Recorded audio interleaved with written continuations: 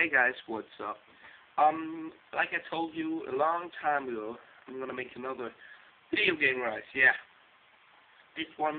in this one, it's all about the Prince of Persia series. Yeah. So let's start with the first Prince of Persia. The first one looked like this. It was a game developed by you know, self-made game designer, I guess it was. I can't remember his name. I've never played this because I was too young, but you know, I saw videos of it on GamePro, and it looked very simple. But they said it was pretty hard. You got like one fighting move only, like only one punch with the sword, and like very simple jump moves and all that shit. You were running around platforms, had to watch out that you don't get hit by enemies, had to watch out that you don't fall into holes or something like that. You had to wait a minute. What did you have to do? You had to save a princess. She was taken away by some stupid gangster bitches, and then you gotta get her back. That's pretty much what the game was, and it was very simple. But I guess it was fun. It looked fun. For this time, it was cool. Next, let's go on with the second one. So the second one was kind of the same, but it had more colors in it, and I guess it was longer and way harder, like GamePro told me. It was a way harder game. You had still only one fighting move with the sword, and yeah, you were pretty much doing the same, but the environments were different, and everything looked a bit better, but the graphics was still like this is now. So yeah, well, after that you got Prince of Persia 3D. Yeah. Well, Prince of Persia 3D was shit because I'd never played it. You know, like I was too young, but I just read it and saw videos of it. Like GamePro made some kind of for it. Yeah, and Prince of Persia 3D was shit because it was still hard, and you had now these 3D environments, but the game overall, you know, it wasn't good because you were just running around doing the same. The game design overall was cool, the atmosphere and all that shit, but it was not as near as good as Tomb Raider. The first Tomb Raider was one of the greatest games ever. Is one of the greatest games ever. And this one was like, yeah, well, okay. And I think they wanted to stop, but they didn't stop. In 2000 or 2002, for the PS2, we got Prince Persia: The Sands of Time. That's pretty much the first Prince of Persia I played, and it was very fun. It was a cool 3D adventures with awesome graphics. When you look at the PS2 engine for the PS2, it was very good, and the fighting moves and all that. You know, you won ship and fight a bunch of enemies and just run around. That was so much fun. And the Sands of Time, it was all about the Sands of Time, you know. And the Sands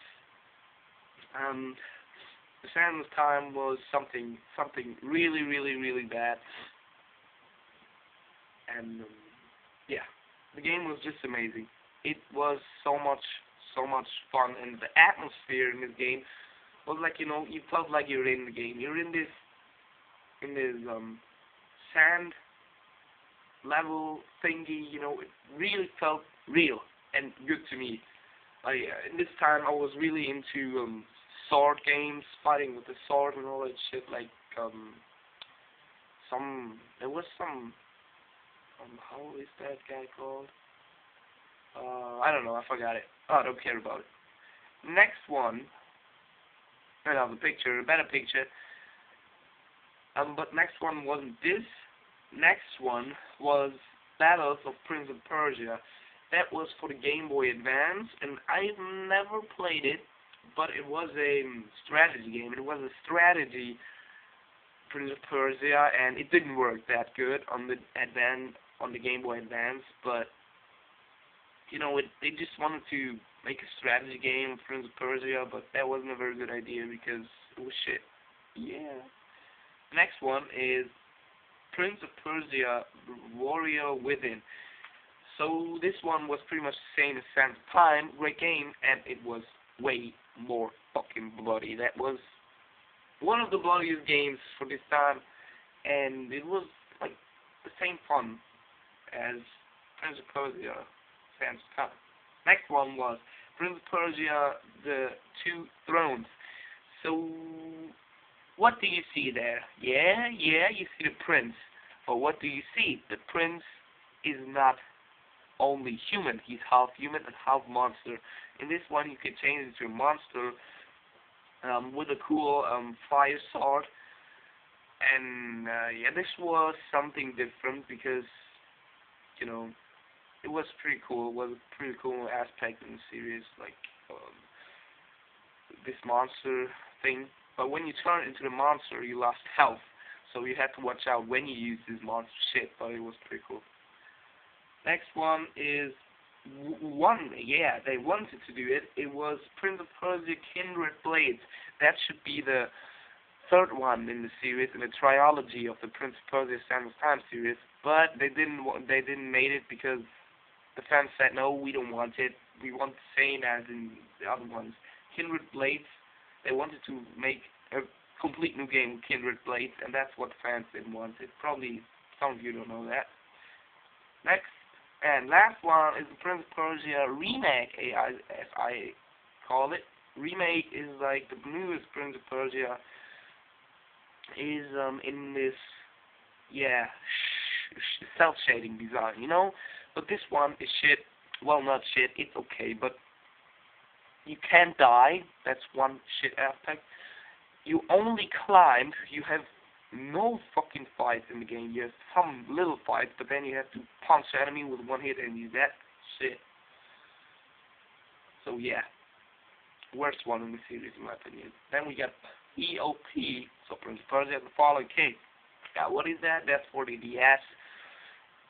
The newest one for the DS, for the handheld, but it's shit. It's not, well, this one was okay. Normal Prince of Persia for 360, PS3. And The Fallen King was same, just for the DS, and it wasn't that good. That was my little history flashback to the Prince of Persia series. I hope you enjoyed it. I know I got some points in this video where I couldn't talk that good. But okay, I hope you enjoyed this little history ride, and see you later.